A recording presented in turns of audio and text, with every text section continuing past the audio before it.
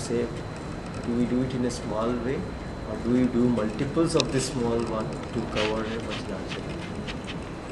As I was discussing with Aishwarya, that he was saying that it depends upon how much area we need to cover the unit, or how many sensors we require. So what is that quantum also? That depends on the kind of environment that you need, the kind of crop that you want to grow. Certain crops are very sensitive. So for that we need maybe more additional points of measurement. But a more resistive crop requires less number of sensors.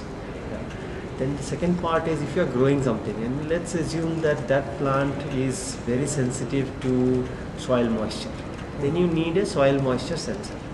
If you have a crop which is not very sensitive to soil moisture, it can withstand, like millets and all, then you don't need so many sensors. You can do with much less number of sensors. If you have an irrigation system, right? If you do drip irrigation system, where the farmer is doing it using electricity which he is buying, and it's a cost for it. So we always look at how can we reduce the cost, the input cost. Right? So we like to optimize that. So you'd say, put a sensor, you will know whether it is 60% or 70% or 80%. And if you want to only irrigate the land when it goes below 60 or 50%, then don't run the irrigation system. The lesser you run the irrigation system, the less you consume energy, the less is your input cost. So the cost for minimum cost for if you say the sensor that you use for which crop, it will be the minimum usage of the sensor is used. Maybe for fire, anything that you have something like that. We approach the problem statement from a different way. What is required to increase the yield? See, it's not so much about reducing the cost. If you can show the farmer that he can earn more, he is willing to make that investment. If he is not sure whether he is going to earn more, then he will always try to say, reduce my cost first, because I don't know whether I'll earn more. So cost will be depending upon the customized solution. Customization of the solution. And we focus on how we can help him earn more. What can he get better? So earning more comes from yield, right? Yield is in quality and quantity. So what will be the percentage of earning they will able to have more with your usage of your technology? Any average? Let's take an example. So floriculture. A lot of farmers grow rose, right? Before this 14th of February, it's a huge business on rose, right? They sell one stem for 3 rupees. The farmer, we look at, can we get the right quality of rose by which you can sell this same stock for 5 rupees? That is 2 rupees he gets more per bud, per rose bud. That's the earning we want to bring to our farmers. That's the kind of results that we are getting to. Have you replicated some kind of models in India? These are all examples I'm talking about India. All from India. Which area you have more people adopting to your technology in India? Which are the states you have more penetration now as of today? We see not an interest from the state as much as from the crop. There are certain crops which bring more revenue for the farmer, more earnings for the farmer. In those topics, there is a higher interest to adopt this technology. For example, 1 or 2 crops. I just told you the primary examples. Floriculture. Floriculture, horticulture, mushroom growing, ginger, rhizome crops. Maybe also in spices. There's a lot of interest in coffee and all that. But we scale up in a way where we can validate the results and show it to the farmers. So we have a defined strategy on how we go to the market with what kind of solutions. Is this technology is applicable in pest control also, or in fertilizer? All these fields is how it is. I will come back to the same example. So when we did rose, when I say selling a same stem which is costing 3 rupees at 5 rupees, there are 3 major aspects which you have to take care. One is the size, which means that it has to grow. The plant has to grow at a proper rate. This is one.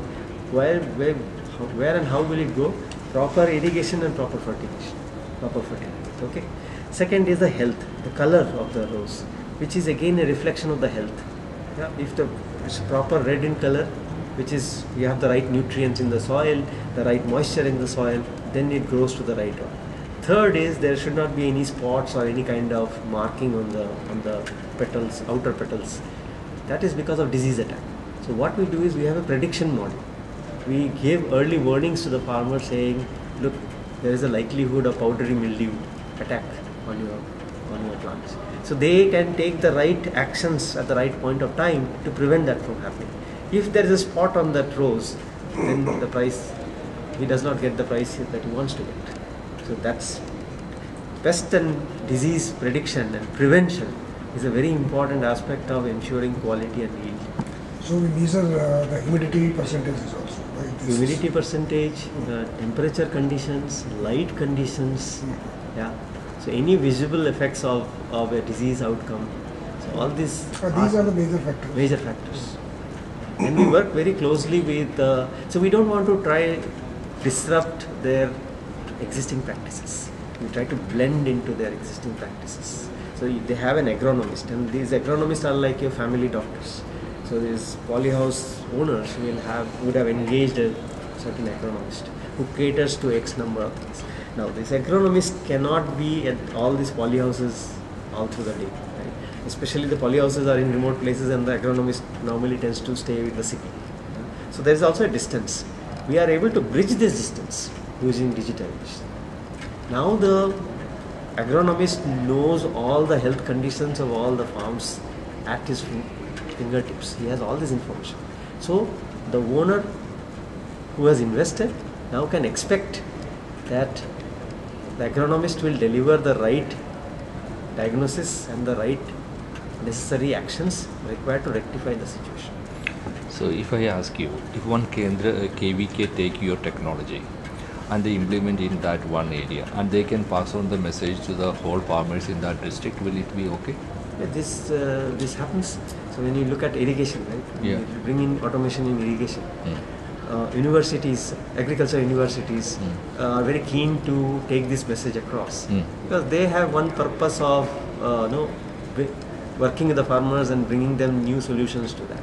So we work with the universities. So same with KVK also, I would take in a similar approach that they can be a channel to spreading the information, propagating the information. Today we even do that through panchayats. Okay. We go and sit in the panchayat, first of all to understand what problems they are facing, and second also to tell them that look, for some of these problems at least we have something what we can do. What are the procedures you are making for selling this technology?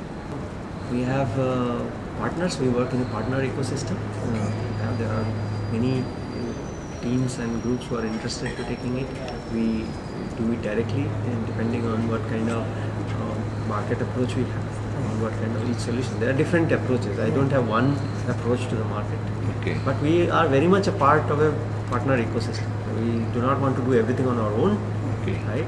And we want to work as a group and provide the solution, because often it's a combination of a lot of things. For example, there could be a pump company, water pump company, with whom we may integrate our irrigation system and our sensor system and take it to a farmer who's growing certain crop. That makes the solution complete.